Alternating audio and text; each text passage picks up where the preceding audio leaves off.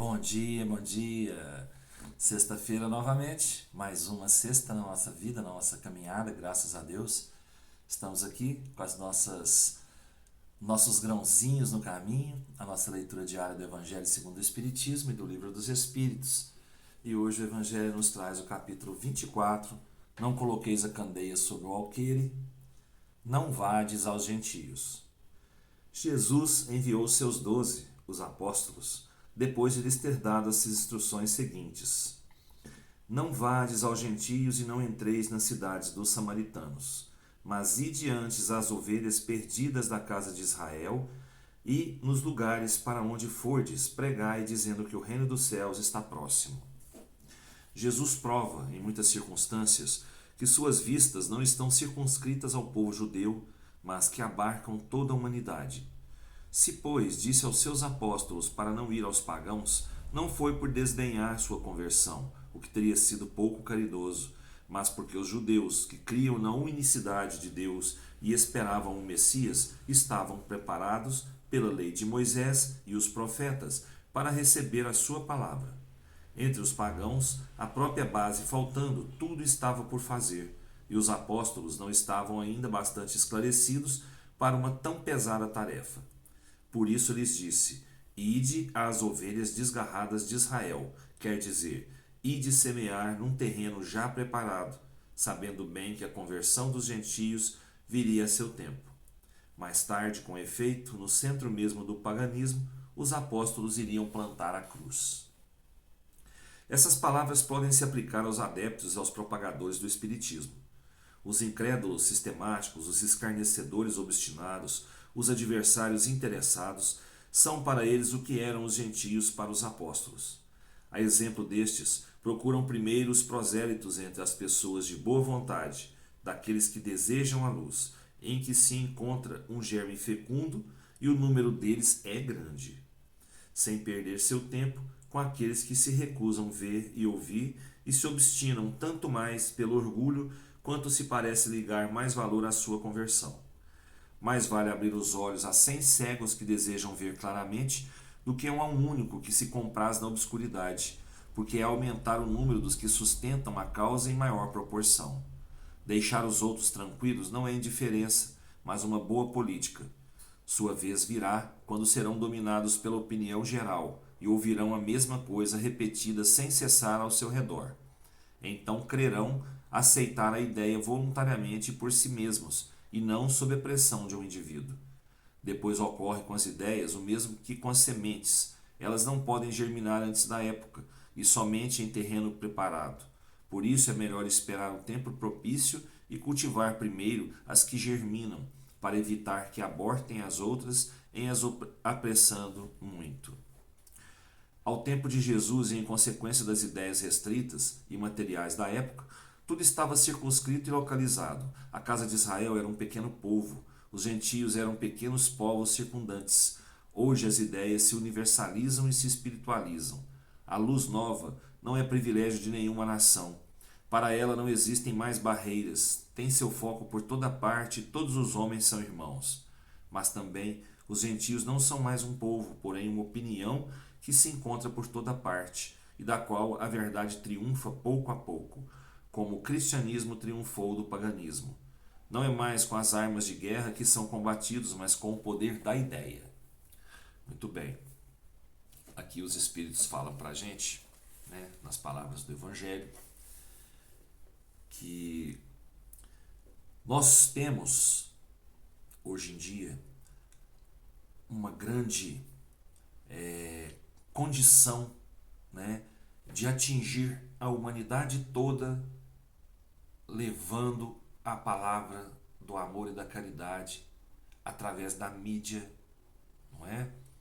E mesmo através do boca a boca, aqui frequente, do contato pessoal, porque hoje é mais fácil você transmitir mensagens, transmitir suas ideias do que antigamente, Antigamente era tudo muito restrito a quem estava perto.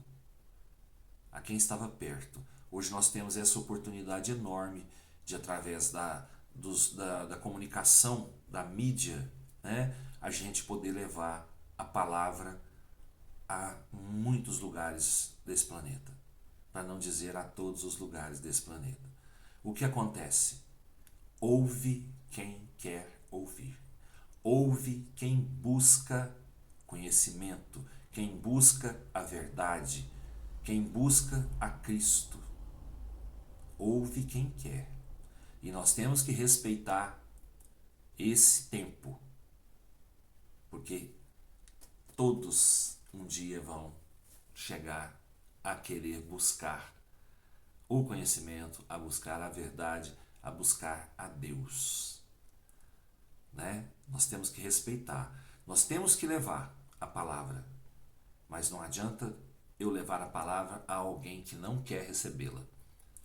Então eu tenho que respeitar esse limite, não posso ultrapassar esse limite, porque esse limite vai ser quebrado um dia. Talvez não por mim, mas um dia esse limite vai ser quebrado de dentro para fora. A pessoa vai sentir a necessidade, né, de buscar o conhecimento, de buscar a verdade, mesmo pela pressão externa que ela vai sofrer por isso, e a sua pressão interna para buscar conhecimento, buscar verdade, buscar o amor. Então, nós, como os apóstolos de hoje, né, temos que levar a todos as palavras de Jesus, as palavras de Deus, e respeitando o limite de cada um, né, a condição de cada um. Tá bom? Nossa leitura do Livro dos Espíritos hoje é do capítulo 1 ainda, do livro 2, né? Origem, como é que é aqui? Origem e natureza dos espíritos. A pergunta que Kardec fez aos espíritos: é exato dizer-se que os espíritos são imateriais? Aí os espíritos responderam: como se pode definir uma coisa quando faltam termos de comparação e com uma linguagem insuficiente? Pode um cego de nascimento definir a luz? Imaterial não é o termo. Incorpóreo seria mais exato, pois deves compreender que, sendo o espírito uma criação, deve ser alguma coisa. É a matéria quintessenciada, mas sem analogia para vós outros, e tão etérea que não pode ser percebida pelos vossos sentidos. Aí tem um comentário dentro da pergunta. Dizemos que os espíritos são imateriais porque sua essência difere de tudo o que conhecemos sob o nome de matéria. Uma comunidade de cegos não teria termos para definir a luz e seus efeitos. Um cego de nascença crê possuir todas as percepções pelo ouvido, o odor, o gosto e o tato. Ele não compreende as ideias que lhe dariam o sentido que lhe falta. Da mesma forma, com relação à essência dos seres sobre-humanos, somos verdadeiros cegos. Não os podemos definir senão por comparações sempre imperfeitas ou por um esforço da nossa imaginação. A resposta é explicativa, né? Como que a gente vai definir uma coisa que a gente não conhece, que a gente nunca viu, né? Como que a gente vai definir, como eles deram um exemplo aqui, ó, o cego definir a luz, se ele não tem nem ideia, né, do que seja a luz, de como é a luz. Então, nós não temos ideia, né, de como é o espírito, como ele é formado, como que a gente vai explicar o que é o espírito se a gente não tem ideia nem de como ele cresceu, como ele formou, né? É complicado você explicar uma coisa que você não sabe, né? Que você não tem nem ideia. Então, o espírito ele não é material. Ele não é material. Ele é... Bom, aí eu falando, né?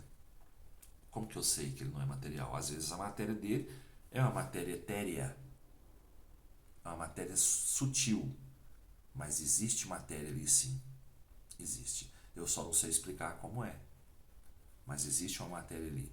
Ele é incorpóreo porque ele não tem corpo, ele é sutil, ele é etéreo, mas uma matéria etérea.